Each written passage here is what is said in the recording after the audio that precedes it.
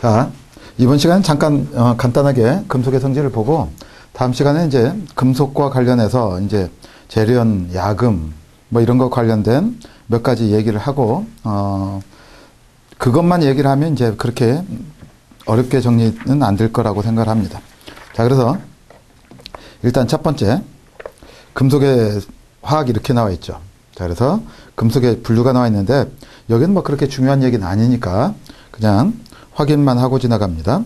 비중에 따라서 중금속과 경금속으로 나눠진다. 자, 이런 얘기죠. 그래서 중금속이라고 하는 것은 비중이 얼마 이상이다? 4 이상을 얘기한다. 참조해 두시면 되겠고요. 근데 가끔 가다가 이런 것들을 헷갈리는 경우가 있어요. 비중.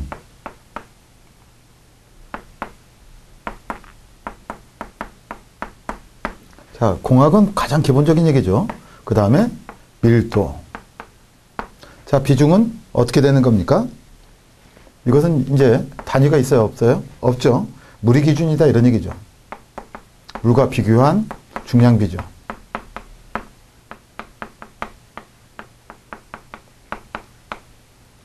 자, 밀도라고 하는 것은 어떻게 얘기를 합니까? 그러면 이렇게 되는 것이죠. 자, 기본적으로 단위 부피당의 질량을 얘기를 하는 것이죠. 질량. 그러니까 여기에다 그램이 나오든지 킬로그램이 나오든지 하겠죠. 자, 이렇게 비중하고 밀도는 의미는 비슷하지만 단위는 다르고 뜻도 다르다. 자, 이런 것도 여러분들이 보시면 되겠고, 그 다음에 이제 가령 또 한 가지 전도 같은 것도 마찬가지입니다. 열전도율. 재료를 공부하는 분들이 기본적으로 이런 것들은 우리가 좀 알아야 되겠다 싶은 생각이 드는 것이, 왜냐하면 재료를 공부할 때는 여러 곳에 적용할 수 있어야 되는 것이죠. 자, 그래서 열과 관련돼서 단열과 관련된 용어는 두 가지가 있는데, 열전도율하고 가령 열관류율 이렇게 됩니다. 그러면 이것의 단위는 어떻게 되느냐면, 자, 열전도율. 자, 그러면 자, 와트 퍼 미터 켈빈이에요. 그런데 열관류율이라고 하는 것은 와트 퍼 제곱미터 스퀘어미터 켈빈 이렇게 됩니다. 자, 켈빈은 뭐예요? 절대온도다 이런 얘기죠. 절대온도 1K당 자, 1제곱미터당 열이 빠져나가는 데의 비율이 와트입니다. 자, 와트는 기본적으로 이렇게 되는 것이죠. 줄 퍼 세컨드다. 자, 이거 기본적으로 생각을 해두시면 되겠고요. 자, 그래서 이런 것들이 낮으면 어떻게 됩니까? 단열성이 좋다 이렇게 얘기를 할 수 있겠죠. 자, 이것도 여러분들이 기본적으로 생각하시고, 열전도라고 하는 것은 기본적으로 뭐만 얘기를 하느냐면 이쪽 고체에서부터 표면에서 표면까지 이동하는 열의 이동 비율을 뭐라고 한다? 열전도율이라고 한다. 이것은 이제 고체 고유의 특성이죠. 그 다음 열관류율이라고 하는 것은 여기서 조금 더 확대된 개념입니다. 그래서 열이 어디 단열이라고 하는 건 벽체나 이런 곳에 이용을 하는 것이죠. 그래서 외부에서 내부로 또는 내부에서 외부로 열의 이동이 되는 현상에 관한 비율을 뭐라고 한다? 열관류율 이렇게 얘기를 합니다. 그래서 단열재 같은 것을 보시면 항상 기본적으로 뭘 얘기를 하고? 열전도율을 얘기하고, 그 다음에 이제 구조체나 벽체 같은 것에 단열을 얘기를 할 때는 열관류율을 얘기를 합니다. 참조해 두시면 되겠고요. 그런데 전기라고 하는 것은 열전도율이 어떻다? 금속이라고 하는 것은 높은 재료다 이런 얘기죠. 그런 것을 이용해서 이제 여러 가지를 쓰겠죠. 가령 어디에? 열교환기에 쓰겠다. 자, 이런 얘기가 대표적으로 되겠죠. 자, 그 다음 화학적 안전성에 따라서, 자, 특히 백금이나 금이나 이런 것들은 자연계에, 자, 화학적 안정성이 크니까 어떻게 됩니까? 단독으로 존재하고, 그래서 우리가 귀금속으로 취급을 하는 것이죠. 자, 비금속은, 자, 기본적으로 화학 활성이 좋습니다. 그렇기 때문에, 자, 자연계에 있는 산소라든가 또는 황이라든가 이런 것들하고 결합을 해서 단독으로 존재하지 않죠. 자, 이렇게 생각하시면 되겠고요. 자, 원자 구조에 따라서, 자, 단순 금속과 뭐가 있다? 전이금속이 있다. 그래서 전이금속이라고 하는 것은 기본적으로 이렇게 되는 것이죠. D궤도하고 어디에? F궤도에 전자들이 있는 것들을 우리가 뭐라고 한다? 전이금속이라고 한다. 참조해 두시면 되겠고요. 자, 그 다음 이제 그 밑에 신금속 해가지고 베릴륨이나 게르마늄이나 실리콘이나 티타늄이나 지르코늄이나 이런 것들이 어디에? 새롭게 여러 분야에 사용된다. 참조만 해두시면 되겠네요. 자, 그 다음 알로이 해서 합금이 나와있죠. 합금은 자, 어떤 금속을 섞었을 때 어떤 특이한 성질로 변하게 되는 것. 자, 이런 것을 우리가 합금이라고 하는데, 자, 합금은 자, 이것은 섞어봐가지고 테스트를 해봐야만이 알 수 있죠. 예측은 쉽지 않은 것이고, 그래서 이제 그런 금속에 따른 기본적으로 자꾸 일정한 비율로 섞어봐서 데이터 값을 얻어야만이 그 성질을 확증할 수가 있습니다. 자, 그래서 보시면 금속의 성질 개선 해가지고 자, 녹는 점 하강해서 댐납에 쓰였다. 자, 이런 얘기죠. 그러니까 뭐 썼습니까? 납에다가 가령 주석을 섞었다. 뭐 이런 얘기죠. 그 다음 전기저항을 증가시켰다. 자, 이건 어디에다가 가령 니크롬선 이렇게 나와 있죠. 그러니까 가령 텅스텐에다가 니켈 같은 걸 추가시켰다. 이렇게 되겠죠. 자, 그 다음 색깔이 좋아졌다. 자, 구리에다가 뭘 넣었습니까? 자, 황동이다 그러면 어떻게 돼요? 아연을 넣은 것이죠. 그렇죠. 청동이다 그러면 구리에다가 주석을 넣었다 이렇게 되는 것이죠. 그래서 청동 같으면 좀 단단해지고 구리가, 그 다음에 황동 같으면 조금 색깔이 좋아지고 부드러워졌다 이렇게 얘기를 할 수가 있겠죠. 자, 그 다음 스테인레스 강 그러면 자, 강철도 마찬가지입니다. 우리가 철이라고 하는 것을 순수하게 만들 수도 있겠지만 그런 것이 아니라 재련하는 과정에 뭣도 들어가고 기본적으로 이제 탄소도 들어가고, 그 다음에 이제 자연 속에 여러 가지 인이라든가 또는 황이라든가 또는 동이라든가 또는 망간이라든가 이런 것들이 첨가가 돼서 우리가 강제의 성질을 다르게 해줍니다. 자, 이런 것들도 여러분들이 생각을 하면 되겠고, 그래서 탄소의 함량이 뭐 한 3%, 4%를 넘으면 우리가 뭐라고 합니까? 주철이다 이렇게 되는 것이죠. 그러면 주철 같으면 어떻게 돼요? 무슨 성질이 증가합니까? 취성적 성질이 증가한다 이렇게 얘기를 하는 것이죠. 자, 그래서 재료에 관한 성질을 여러분들이 기본적으로 생각하면 자, 몇 가지만 얘기를 해보자고요. 자, 재료적 성질에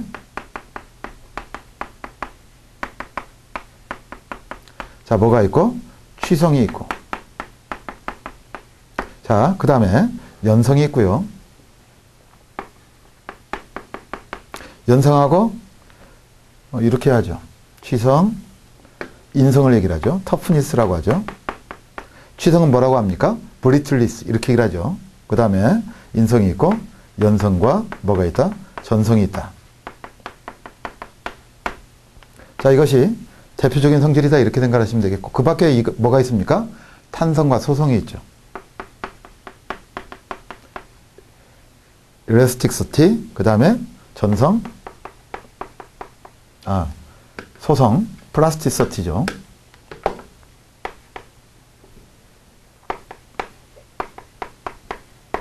자, 그래서 자, 이렇게 됩니다. 기본적으로 이제 이것은 시험하고 상관이 없으니까 이번 시간만 짧게 얘기를 하고 그 다음에 이제 다음 시간부터는 얘기를 하지 않을 건데, 자, 이런 얘기입니다. 왜냐하면 재료에서 이런 성질을 알아야 우리가 재료를 개발하니까. 어쨌든 취성이라고 하는 것은 이것은 변형이 약합니다. 쉽게 말하면 약한 성질을 뭐라고 한다? 취성이라고 합니다. 예를 들면 자, 첫 번째가 뭐가 있느냐면 분필이 있습니다. 분필이나 유리나 또는 주철이나 또 취성적 성질에 뭐가 있느냐면 콘크리트가 있습니다. 그래서 어떻게 돼요? 자, 힘을 가해도 기본적으로 이런 것들은 조금 압축력이 강하다 이렇게 얘기를 합니다. 힘을 가해도 변형이 안 돼. 그런데 그 힘을 한계를 넘어서면 그냥 부러지게 되는 성질을 뭐라고 한다? 취성이라고 합니다. 그러니까 우리가 콘크리트를 가만히 보시면, 콘크리트 같은 것을 가만히 보시면, 자, 콘크리트만 건물을 지을 때 콘크리트만 쓰이는 것이 아니죠. 자, 콘크리트에다가 뭐가 들어갑니까? 철근이 추가되는 것이죠. 그래서 우리가 복합 재료로서 철근 콘크리트 건물을 스틸 콘크리트 구조 이렇게 얘기를 하는 것, 스트럭처 이렇게 얘기를 하는 것이 아니라 reinforced 콘크리트라고 해요. 철근으로 보강했다 이런 얘기입니다. 그래서 RC라고 해요. 왜냐하면 콘크리트는 취동적이기 때문에 압축 강도는 크지만 인장 강도가 약합니다. 잡아다니는 힘에. 그래서 이제 어떤 분은 인장력이 무엇을 의미하는가 이렇게, 왜냐하면 재료 같은 거 테스트할 때 압축 강도도 측정을 하지만 인장 강도도 측정을 하죠. 그러면 생활상에서는 이렇게, 이런 옷 같은 경우에는 누가 잡아당겼을 때 그것을 찢어지지 않고 버텨야 되겠지만 건축물 구조에서는 그렇게 되는 것이 아니라 지지점이 있을 때 이것이 휘게 되면 뭐가 생겨요? 밑에 인장이 생깁니다. 그리고 위에는 압축력이 생겨요. 그런데 콘크리트는 무엇에 강하다? 압축력에 강하다 이랬죠. 그런데 이 인장에는 약해요. 뭐 때문에? 휨 때문에. 휨 모멘트 때문에 그렇다 이런 얘기죠. 자, 그래서 이럴 때는 뭘로? 철근으로 하여금 그런 응력을 부담시키도록 한다. 그래서 복합재를 쓴다. 그러면 자, 플라스틱도 어떻게 됩니까? 우리가 뭐라고 그래요? 리인포스트 플라스틱 이렇게 얘기를 하는 것이죠. 그래서 파이버를 넣으면 FRP 이렇게 얘기를 하는 것이죠. 자, 무슨적 성질을, 취성적 성질을 강화해서 다른 성질로 가게 했다 이런 얘기고, 그 다음에 인성이라고 하는 것은 그러면 거꾸로 이것은 변형에 강합니다.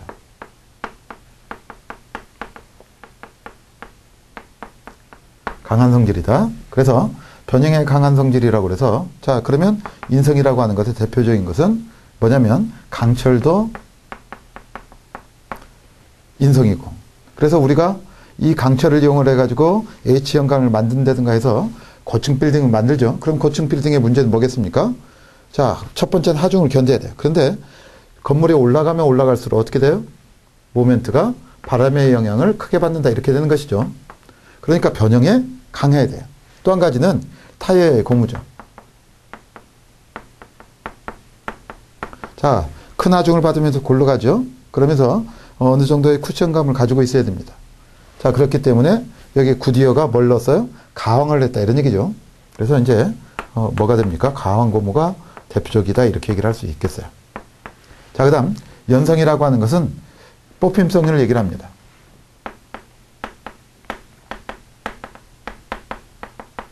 그러니까 무슨 말입니까? 잡아당기면 길게 늘어나는 성질을 뭐라고 한다? 연성이라고 한다. 그래서 연성이 큰 대표적인 성질이 뭐가 있습니까? 금이 있죠. 그래서 반도체에 뭐가 쓰여요? 반도체 회로에는 기본적으로 길게 늘어나서 아주 세밀하게 도금을 하거나 아니면 세밀하게 뭘 해줘야 됩니까? 리드 코드를 만들어줘야 되죠. 그럴 때 금 같은 것이 쓰입니다. 그것이 보다 무슨적 성질이다? 연성적 성질이다. 그래서 이런 연성적 성질이 좋은 것이 금이나 아니면 은이나 뭐 이런 것들이 연성적 성질이 우수하다 이렇게 얘기를 하는 것이죠. 자, 전성은 자, 그래서 금속이라고 하는 것은 자, 이것이 뭐가 있기 때문에 자유전자가 있기 때문에 두드리거나 뽑혀도 어떻게 됩니까? 그 형체를 유지할 수 있다 이렇게 되는 것이죠. 그렇죠? 또는 층상이기 때문에 어떻게 됩니까? 밀려도 그 형태를 유지할 수 있다 이렇게 되는 것이죠. 걔도 자유전자가 전체적인 결합을 만들어주니까. 그래서 전성이라고 하는 것은 이것은 퍼짐성이라고 합니다. 퍼짐성. 그래서 전성을 이용하면 얇게 방막을 만들 수 있다 이런 얘기죠. 방막을 만들어낼 수 있는 것. 그래서 전성이 크다. 그래서 우리가 금박 이렇게 얘기를 하죠. 금을 가지고 쳐가지고 어떻게 됐습니까? 얇게 만들어내는 것. 자, 이것도 뭐다? 전성이다 이렇게 얘기를 하는 것이죠. 자, 그 다음 탄성이라고 하는 것은 자, 이거는 여러분들이 재료를 배우셨으면 기본적으로 아시는 얘기겠지만 탄성은 뭡니까? 일레스틱. 그래서 힘을 제거했을 때 원상태로 복귀하는 성질을 탄성이라고 하죠. 제거하면 어떻게 된다? 원상태로 복귀하는 성질을 탄성이라고 하죠. 그래서 대표적으로 이제 탄성적인 것은 고무가 대표적이다 이렇게 얘기를 하는 것이죠. 그렇죠? 이중결합이 뭘 해줍니까? 기본적으로 그런 충격 흡수를 해주는 역할을 한다 이렇게 생각할 수가 있겠고, 자, 그 다음 이제 소송이라고 하는 것은 자, 플라스틱이라고 하는 말이 왜 그래요? 가공하기 쉽다 이런 얘기죠. 소송은 또는 뭐라고도 하냐면 성형성 이렇게도 생각할 수 있겠어요. 그래서 힘을 가했는데 힘을 제거해도 원상태로 복귀하지 않는 성질을 뭐라고 한다? 소성이라고 합니다. 그러면 자, 소성적 성질의 대표적인 것이 뭐가 있겠습니까? 가령 고무찰 같은 것이 있겠죠. 또는 찰흙도 역시 마찬가지로 무슨적 성질이다? 소성적 성질이다. 이렇게 얘기를 할 수 있겠죠. 그래서 우리가 원하는 모양대로 모양을 만들어낼 수 있는 성질을 얘기를 합니다. 자, 그런데 자, 금속의 대표적인 성질은 자, 뭐가 있습니까? 연성과 전성이 있다. 자, 이런 얘기고, 그래서 금속, 철 같은 것도 어떤 성질을 갖게 할 것이냐. 그래서 용접성도 가져야 되고 또 뭣도 가져야 되겠습니까? 인성도 커야 되고 또 한 가지는 만들 때는 뭣도 좋아야 되고 가공성도 좋아야 되고, 그래서 각각에 넣는 함유물이 달라진다, 이렇게 얘기를 하는 것이죠. 자, 그래서 그 정도로 여러분들이 간단하게 살펴봤고요. 자, 그래서 자, 내식성 스테인리스강 같은 경우에는 우리가 뭐라고도 합니까? 니켈 크롬강 이렇게 얘기를 하죠. 그러니까 뭘 넣었다? 니켈하고 크롬을 넣어줘서 부식성에 강하게 했다. 내식성이 있다, 이런 얘기죠. 그렇다고 해서 스테인리스가 녹이 전혀 안 씁니까? 부식이 전혀 안 됩니까? 그건 아니죠. 기본적으로는 부식이 된다, 이렇게 생각을 하지만 부식이 아주 늦춰졌다, 이렇게 얘기를 할 수가 있는 것이죠. 그 다음에 이제 알루미늄의 강도를 높여줬다, 그러면 드랄루민이다, 이런 얘기죠. 자, 이런 것들 여러분들이 여러 가지 합금이 들어간다, 이렇게 생각을 하시면 되겠습니다. 자, 두 번째, 금속의 물리적 성질이 이렇게 나와 있는데, 첫 번째, 앞에서 말씀드렸죠. 뭐하고 뭐가 있다? 전선과 연성이 있다. 자, 그래서 구주체로서는 기본적으로 구주체의 재료로서는 금속이 외력에 잘 견디고 당연히 내마모성, 내충격성이 있어야 되겠죠. 이것은 용도마다 다르죠. 앞에서 말씀드렸죠. 주철 같은 경우에는 어떻게 된다? 우리가 주철은 가공성이 좋아요. 틀에다 넣고 녹여서 틀을 만들지만, 그러면 이제 주철은 또 우리가 배관 같은 데 주철관을 쓰면 이것은 조금 특성이 있습니다. 그 고유에 따른. 가령 소리 흡수 능력이 좋아서 배수 배관을 내려갈 때 물이 내려가는 소음을 조금 흡수해준다, 이런 특징이 있습니다. 그 다음에 이제 기본적으로 강철하고 다르게 조금 부식이 덜 되죠. 우리가 주철 그러면 뭐 생각하는 거예요? 가령 가마솥 뚜껑 생각을 하면 되겠죠. 자, 그래서 내화학성이냐 내충격성 내식성이냐, 이것은 다른 얘기가 되는 것이죠. 그래서 강제는 내충격성은 있지만 자, 부식이 잘 된다, 이렇게 기계적 성질은 각각 달라질 수 있다, 이렇게 생각하시면 되겠고요. 자, 금속은 앞에서도 말씀드렸죠. 무슨 성질과 무슨 성질이 있다? 전성과 연성적 성질이 있다. 자, 이런 얘기고요. 자, 금속의 경도는 뭘로 알아내느냐 그랬더니 모스 경도나 아니면 브리넬 경도로 측정을 해봅니다. 자, 조금씩 다르죠. 모스 경도는 어떻게 됩니까? 어떤 특정한 걸 가지고 여러 개를 가지고 그 금속박에 그어서 그어지는지 안 그어지는지를 알아보는 것이고, 그 다음에 이제 브리넬 경도는 그 판에다가 선을 그어가지고 그 경도를 알아보는 것이죠. 각각 다르다, 이렇게 생각하시면 되겠습니다. 또, 자, 그 다음 일반적으로 금속은 자, 전도율이 어떻다? 크다. 특히 어떤 전도율? 열 전도율이 크고, 그 다음에 이제 전기 전도율도 대부분이 높다, 이렇게 얘기를 할 수가 있겠죠. 자, 그래서 여러분들이 그대로 보시면 되겠고, 자, 그 다음, 자, 두 번째, 비저항 이렇게 나와 있는데,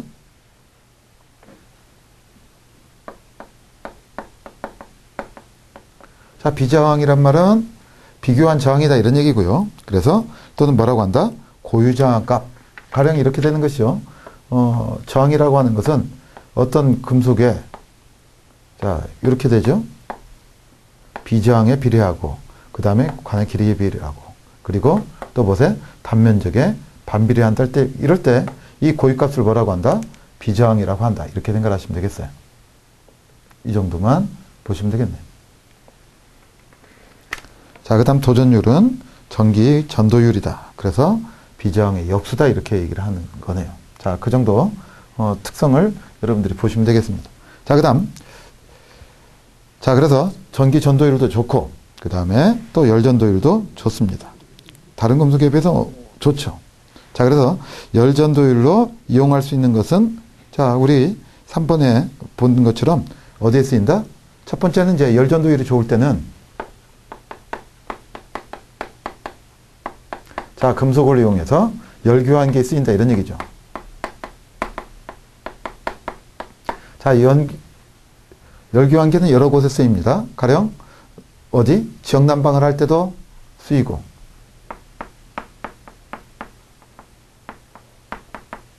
그렇죠. 그 다음에 이제 또 어디에 쓰이겠습니까? 가령 이런 거예요. 난방을 했어요. 자, 겨울에 차가운 공기를 들여보냅니다. 그러면 이제 난방을 하고 실내를 덮이고 나서 자, 오염된 공기는 내보내야 되는데 이것을 교환할 때도 역시 마찬가지로 어떻게 되겠습니까? 열을 교환하면 추운 공기를 따뜻하게 온도를 올릴 수가 있겠죠. 따뜻해진 공기의 열을 빼앗아서 올리면 에너지 절약이 되겠죠. 그런 곳에 쓰이는 것이 뭐다? 열교환기다. 그래서 금속의 무엇의 특성? 열전도율의 특성을 가지고 이용했다 이렇게 생각하시면 되겠죠. 자, 그 다음 이제 금속은 각각의 자, 빛의 반사에 따라서 고유의 색이 나오는데 대부분의 금속은 뭐예요? 금속색이죠. 그렇지만 금은 노란색이고 구리는 적동색이고 망간은 검은색이고 비스무스는 자, 붉은색을 띠더라. 자, 이런 얘기죠. 우리가 금속색 그러면 무슨 색? 보통 회백색 이렇게 되는 것이죠. 자, 그 다음 금속의 화학적 성질. 자, 이것이 중요하죠. 자, 첫 번째. 자, 알칼리 금속이나 알칼리 토금속이나 기본적으로 물하고 반응을 한다 이렇게 되는 거예요. 무슨 금속이요? 알칼리 금속은 자, 무슨 금속입니까?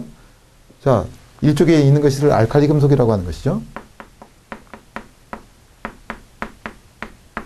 자, 이런 것들은 기억을 해줘야 됩니다. 그 다음 이쪽을 뭐라고 한다?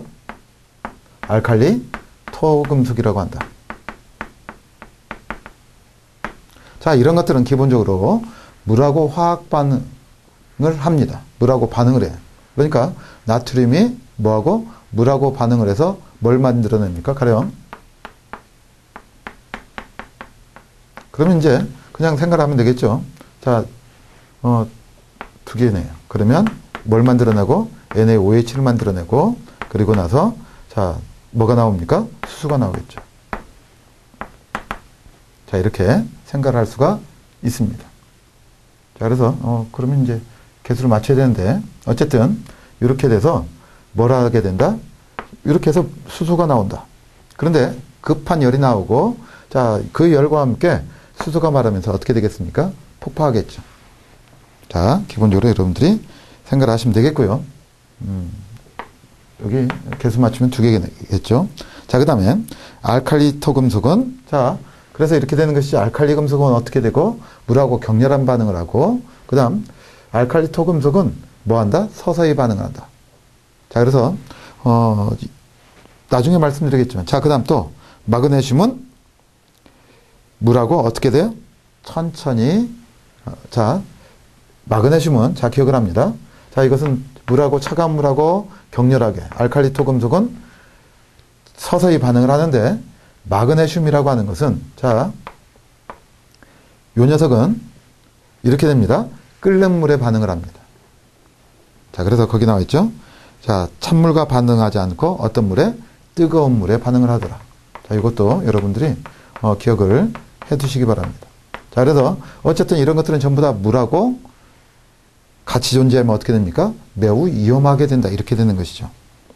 자, 그 다음 네 번째, 금속성이 커지면서 금속은 물과 수소를 발생시키는 정도가 증가한다. 참조해 두시면 되겠고 자, 알칼리 금속은 항상 위험하기 때문에 어디에 보관하느냐. 자, 이것도 기억을 해줘야 되겠죠. 알칼리 금속의 보관은 어디에 하게 된다? 석유류에 보관하게 됩니다.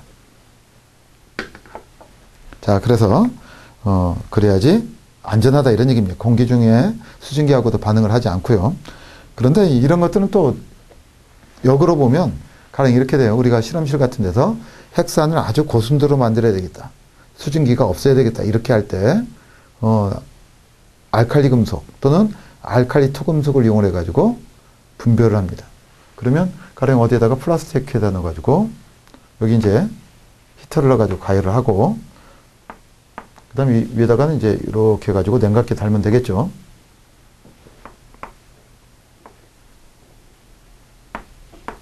그러면 여기에다 나트륨 같은 경우에는 금속이 어떻게 되어 있기 때문에 무르기 때문에 잘게 잘라가지고 핵산 넣고 이렇게 넣게 되면 이 나트륨이 뭐하고?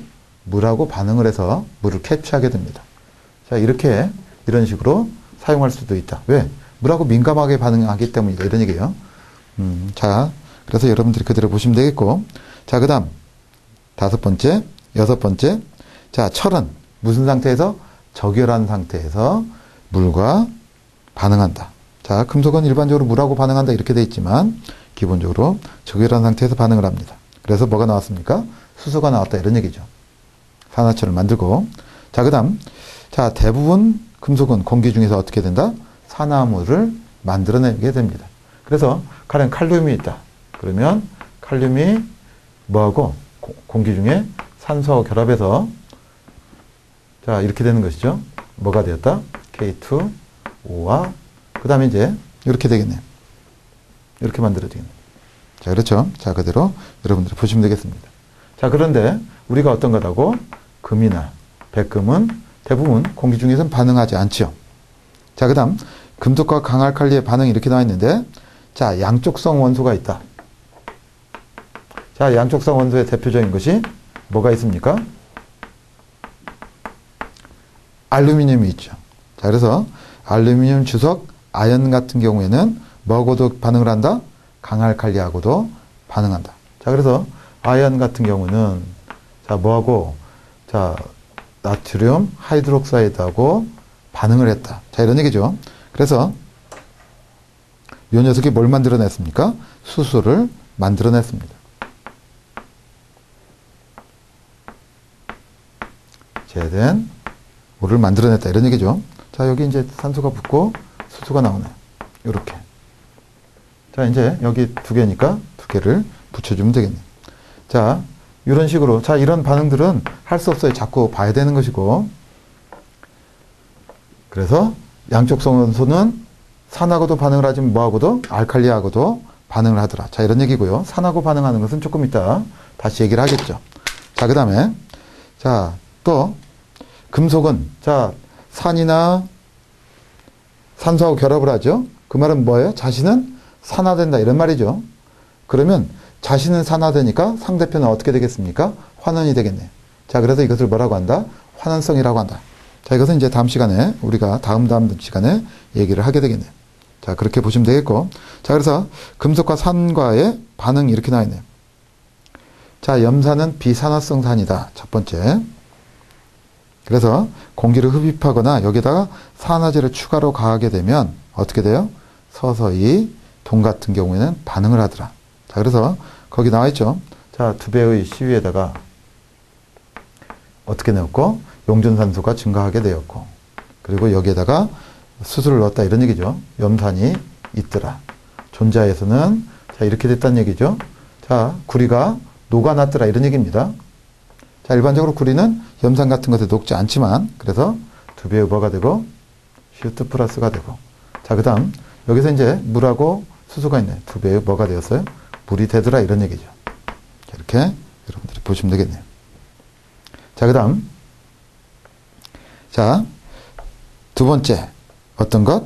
진한 황산이나 진한 질산은 산화력이 있어서 뭐하고 반응한다? 금속과 반응한다. 자, 기본적으로 2번째 진한 질산 또는 진한 황산은 뭐하고 반응한다? 금속과 반응한다. 자, 이것도 여러분들이 잘 기억을 해 두시기 바랍니다. 자, 그 다음 음이나 금은 자, 우리가 뭐라고 해요? 왕수라고 하죠. 질산과 염산 1대3으로 섞은 것을 우리가 왕수라고 합니다. 자, 그래서 왕수라고 하는 것은 거기 나오는 것처럼 질산하고 그 다음에 염산을 섞었다. 그랬더니 뭐가 됐습니까? 자, 거기 나오는 것처럼 자, 2개의 물이 되고 그 다음에 뭐가 나오고 일산화질소가 나오고 자, 발생기 염소가 나왔다 이런 얘기죠. 자, 염소는 기본적으로 무슨 작용도 있고 표백작용도 있고 그리고 산화작용도 있죠. 자, 그래서 항상 라디칼이라고 하는 말은 이것은 자, 라디칼 그러면 무슨 뜻이죠? 라디칼 그러면 가령 급진주의자 뭐 이런 것들 급격한 것 자, 이렇게 얘기를 하는 거예요. 그래서 이것은 가령 얼마나 빠르냐라고 얘기를 할 때 우리가 불꽃 연소다. 자, 불꽃이 생성돼 있죠? 자, 이렇게 불꽃으로 생성되면서 격렬한 산화 반응을 하는 거, 그래서 열도 나오고 빛도 발생하는 거, 이런 것들이 기본적으로 라디칼 반응이에요. 자, 그래서 여기도 라디칼이 생성되니까 어떻게 되겠어요? 격렬하게 반응성을 갖게 된다, 이런 뜻입니다. 자, 그 다음 여러분들이 또 하나 기억해 줘야 되는 것은 이온화 경향이죠. 어느 쪽으로 갈수록 이온화 경향이라고 하는 것은 왼쪽으로 갈수록 이온화 경향이 커서 반응성이 크다, 이런 얘기죠. 자, 그래서 자, 거기 보시면 기본적으로 이렇게 되는 것이죠. 자, 그 다음에 거기 보면 바륨이 되어 있는, 그래서 칼륨, 그 다음에 뭐가 있고 바륨, 그 다음에 이제 카나마 이렇게 되는 것이죠. 자, 이건 암기를 합니다. 카카, 그 다음에 나. 자, 어떻게 됐어요? 1족, 2족 반복되죠. 그 다음에 마, 알, 그 다음에 이제 아연, 철, 니켈, 그렇게 가는 것이죠. 자, 그거 여러분들이 기본적으로 기억을 해야 합니다. 자, 그 다음 수소는 어디 있어요? 납의 뒤에 있죠. 그래서 왼쪽으로 갈수록 어떻게 된다? 이온화 경향이 크다. 그 말은 다시 말하면 전자를 내놓고 양이온이 되기 쉽다, 이런 얘기고, 이것을 다시 말하면 뭐라고 얘기를 하겠습니까? 산화되기 쉽다. 자, 이런 얘기죠. 그러면 산화되기 쉽다는 말은 이것을 뭘로 작용시킬 수가 있다? 환원제로 작용할 수 있다. 자, 이렇게 얘기를 할 수가 있겠습니다. 자, 그런 것들 여러분들이 기본적으로 생각을 하시면 되겠어요. 여기까지는 이제 간단하게 살펴봤고, 다음 시간부터는 이제 뭘 하겠습니까? 알칼리 금속 해서 이제부터는 이제 광물에 대한 가령 여러분들 탄산 나트륨 그러면 뭐 솔베이법, 그렇죠? 그 다음에 르블랑법 등등 이런 광물에 대한 정제 방법 같은 것도 얘기를 하는 시간을 갖도록 하겠습니다. 자, 그래서 자, 이제 여기가 핵심이 되겠죠. 다음 시간. 그리고 전기분해에 관한 것, 그리고 이제 드디어 이제 공업화학에 대한 본질적인 얘기가 되겠습니다. 자, 그래서 다음 한 주간에 밀렸던 내용들을 다 완성을 시킬 거니까요. 그대로 여러분들이 잘 봐주시면 되겠습니다. 자, 감사합니다.